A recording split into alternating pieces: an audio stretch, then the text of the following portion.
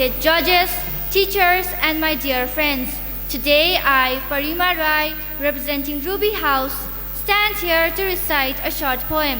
The title of my poem is The Moon by Emily Elizabeth. So, here I begin. The moon was but a chin of gold a night or two ago, and now she turns a perfect face upon the world below.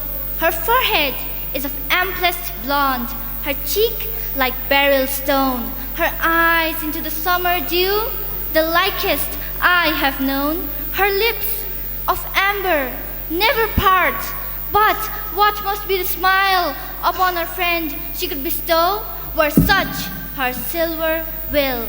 And what a privilege to be but the remotest star, for certainly her way might pass beside your twinkling door. Her bonnet is the firmament, the universe her shoe, the stars the trinkets at her belt, her dimities of blue. Thank you.